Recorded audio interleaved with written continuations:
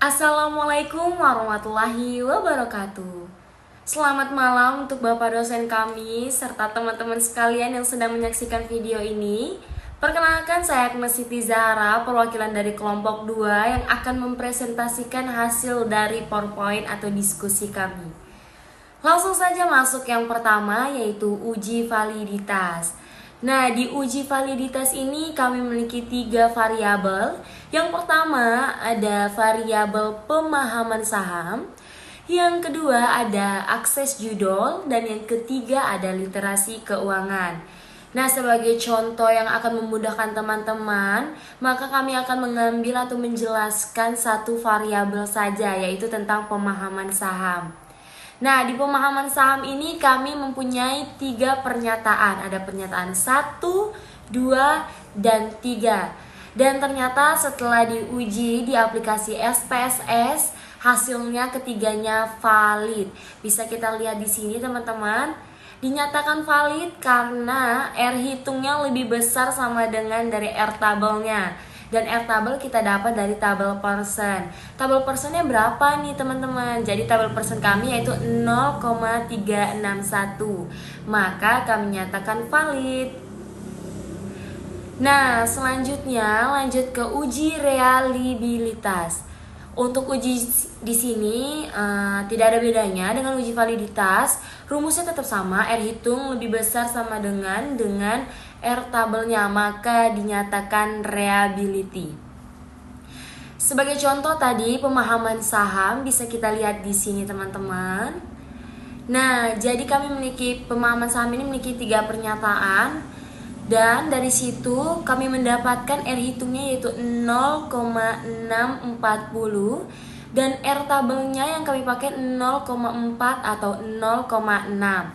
Maka keputusannya yaitu instrumen yang kami ambil atau yang dipakai reliable.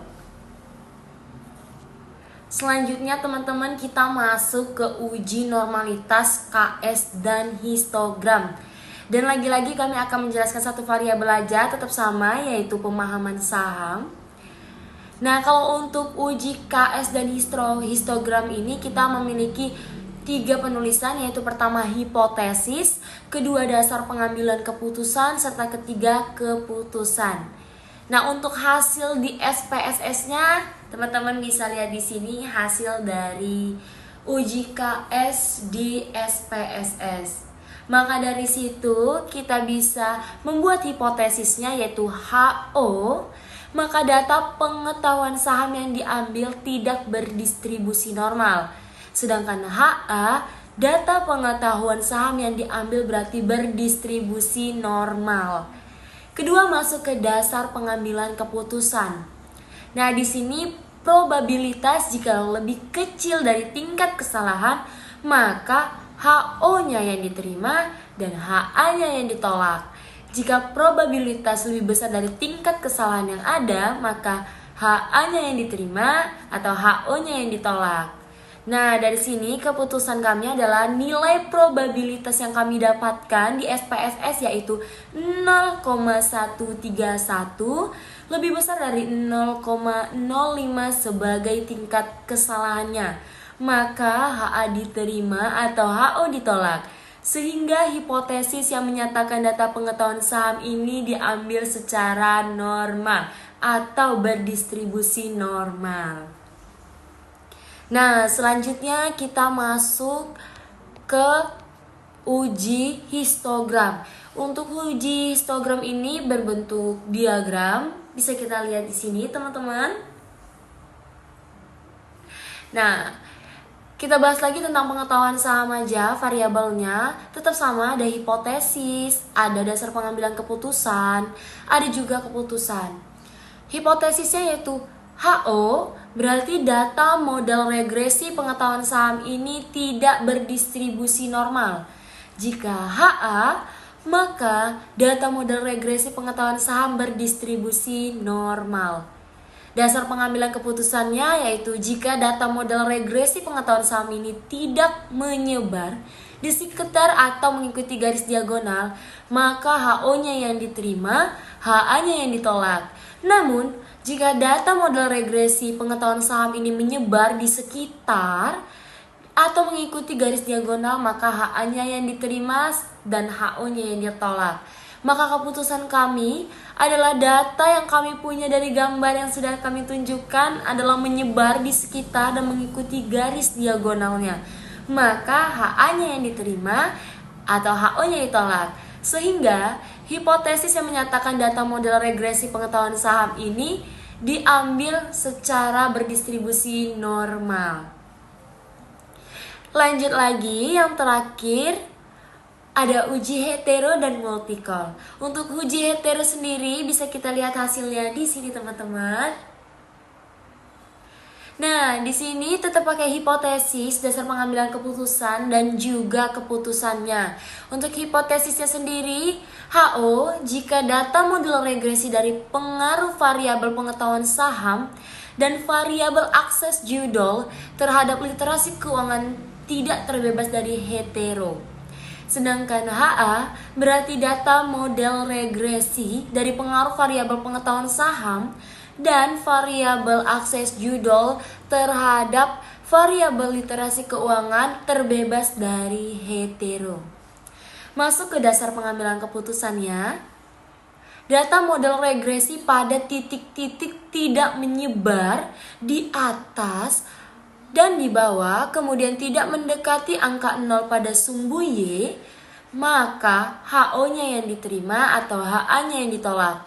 Namun, jika data model regresi pada titik-titik menyebar di atas dan di bawah, serta kemudian mendekati angka 0 pada sumbu Y, maka HA-nya yang diterima atau HO-nya ditolak. Masuk ke keputusan kami, yaitu ternyata gambar dari scatter plot menunjukkan bahwa titik-titik menyebar di atas dan di bawah, kemudian mendekati angka 0 pada sumbu Y, maka kami putuskan HA-nya yang diterima atau HO-nya yang ditolak. Sehingga data model regresi dari pengaruh variabel pengetahuan saham dan variabel akses judul terhadap variabel literasi keuangan terbebas dari heteroskedastisitas. Dan untuk yang terakhir teman-teman ada uji multikolinearitas. Kita bisa lihat hasilnya di sini teman-teman. Nah, dari sini juga tetap sama pakai hipotesis, dasar pengambilan keputusan serta juga keputusannya. Yang pertama ada hipotesisnya, jikalau HO maka data model regresi dari pengaruh variabel pengetahuan saham dan variabel akses judul terhadap variabel literasi keuangan tidak terbebas dari multikol. Namun jika HA, maka data model regresi dari pengaruh variabel pengetahuan saham dan variabel akses judul terhadap variabel literasi keuangan terbebas dari multikol. Lanjut ke dasar pengambilan keputusannya, berarti tolerance jika lebih kecil dari 0,1 atau nilai VIF-nya lebih besar dari 5 atau 10, maka HO-nya yang diterima atau HA-nya yang ditolak.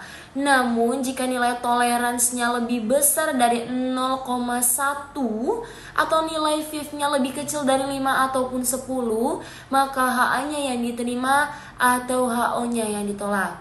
Maka keputusan dari kelompok kami melihat ini adalah nilai toleransi variabel kami pengetahuan sahamnya ada 0,876 yang berarti lebih besar dari 0,1 atau nilai VIF-nya 1,141 yang pastinya lebih kecil daripada 5. Dan nilai toleransi variabel akses judul kami 0,876 lebih besar dari 0,1 atau nilai VIF kami 1,141 lebih kecil daripada 5. Maka kami putuskan HA-nya yang diterima atau HO-nya yang ditolak. Sehingga data model regresi dari pengaruh variabel pengetahuan saham dan variabel akses judul terhadap variabel literasi keuangan terbebas dari multikolinearitasnya.